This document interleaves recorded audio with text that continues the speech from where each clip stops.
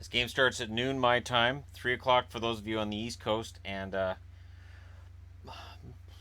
earlier or later in Europe, depending on how you look at it. Either early in the day if you're further. Anyway, um, time zones are global. Just blew your minds. Vegas has a chance to end this tomorrow, and you know I'm not happy about it because I had expected a really close series. Winnipeg has to watch the quick goals and the quick answers. Vegas is definitely playing the trap. So much so that in the new hockey encyclopedia that I got yesterday, new to me, it's a hockey encyclopedia from 2003, but they talk about the trap in there. So for newer fans to the game, I will discuss what the trap is and how it works and that kind of thing. I'll do a video on that soon. Because I think the trap has evolved, but it's still capable of doing what these guys do on some occasion. There's more of a quick strike attack too, and I think the fact that Vegas keeps getting these quick strike goals right after Winnipeg scores, it's two things you can look at with this. One, Vegas is resilient, and two, Winnipeg's not shoring up after they score. They're losing their focus after they score, and maybe they're so worried about that quick strike goal, they allow it. So leading the way on the Vegas score sheet is Jonathan Marchessault with 8 goals and 18 points, 10 assists. Riley Smith got his second goal of the playoffs, but he's got 14 assists to go with that.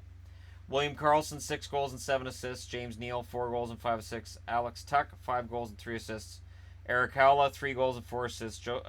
Shea Theodore, 2 goals and 5 assists. Perron, 7 assists. He hasn't played for the last few. They don't really need him, do they? Schmidt, 2 goals and 4 assists. McNabb, 2 goals and 3 assists. That's the frustrating part with Vegas. You'll see that they have an injury and you'll go, aha, there should be a weakness. And then it doesn't matter. Shots on goal, Marchessault leads the way with 58, Neal with 54, and William Karlsson with 43. Hits, McNabb leads the way with 62. Carrier, who hasn't played for a while, 52. Reeves, I had to look him up. I had to look up how many he's got. 22 hits in 5 games. He hits everything that moves, and he's not costing them games. Turnovers, William Karlsson, Wild Bill as they call him, plus 12. Colin Miller at the bottom end with a minus 5. Vegas is so solid defensively because Marc-Andre Fleury is kind of the man right now. 1.72 goals against and 945 save percentage. I can rate that. I would put it this way: what Marc-Andre Fleury is doing right now is already Conn Smythe worthy. And he still has another chapter to write should they win tomorrow night.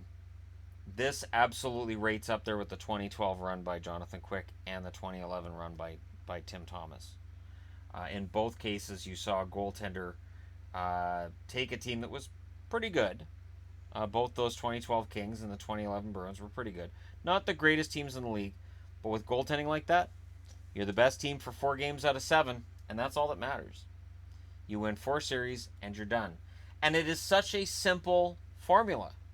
That's what's frustrating, is you watch this and you're thinking, this is such a simple formula to win. Why can't my team do that? and I go through that as a Canucks fan, too, where it's like, it just looks so easy.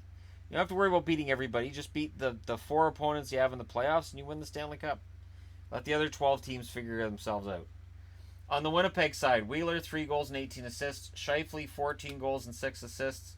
Byfuglien, 5 goals and 11 assists. Stastny, 6 goals and 9 assists. Laine, 5 goals and 7 assists.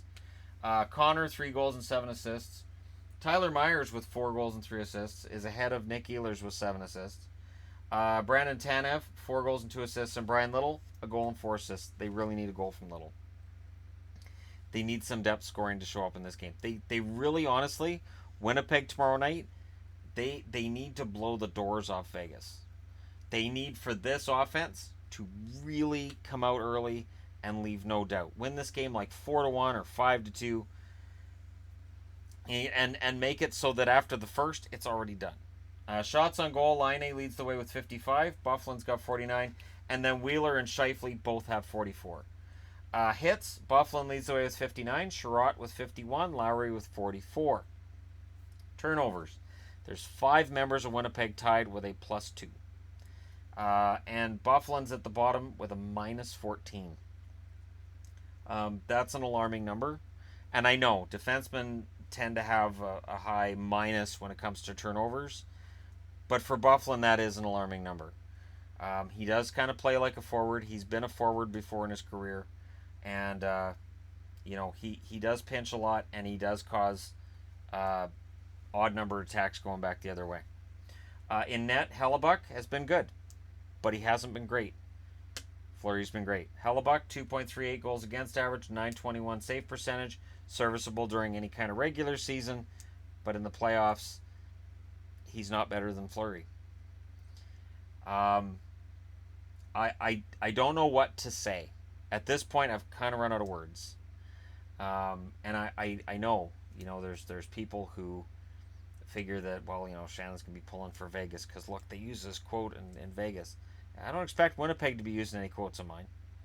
And that's fine.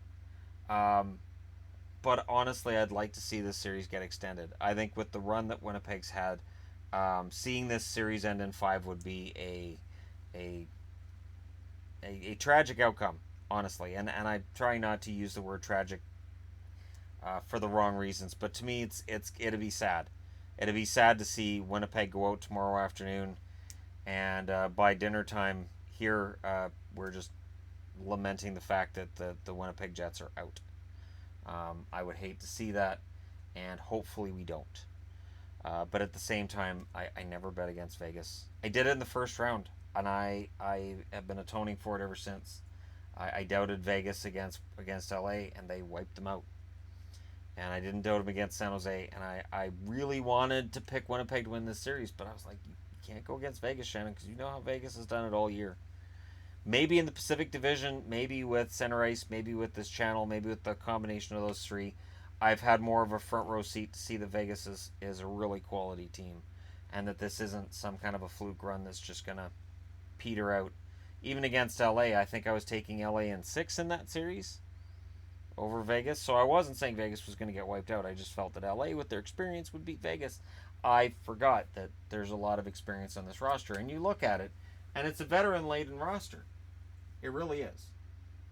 I would say Carlson, I'm not going to put him as a veteran because he had the 1 year last year, and he's got a limited amount of time. But Neal's veteran, Perron is a veteran, Schmidt, Braden McNabb.